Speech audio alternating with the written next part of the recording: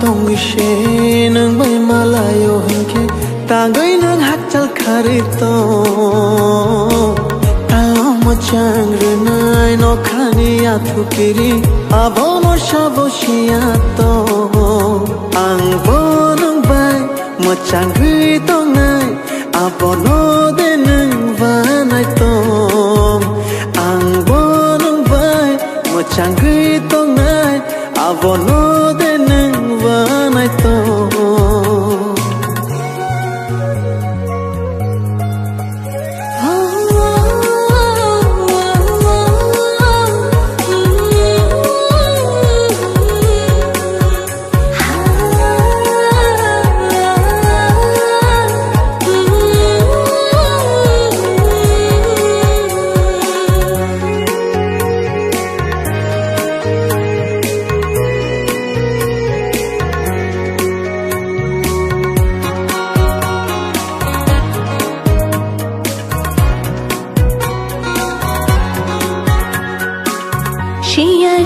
Look like ya,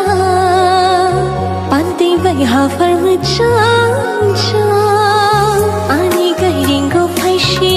di, khani ko shawi than cha di. Ni gairing go ani khapang than jak, khani ko shanani bokuno no shomcha. Ang bodeng bai, muchang gai tang nai.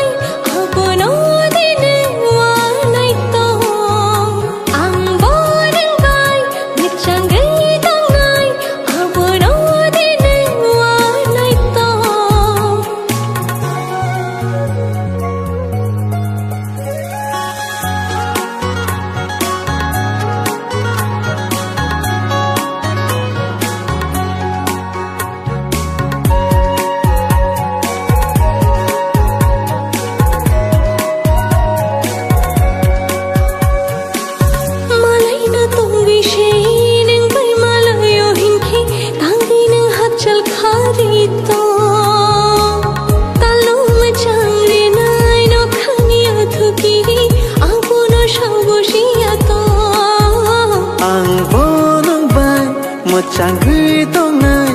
abono de nang vanai tom ang bonong bai mo chang ghi tong nai abono de nang vanai tom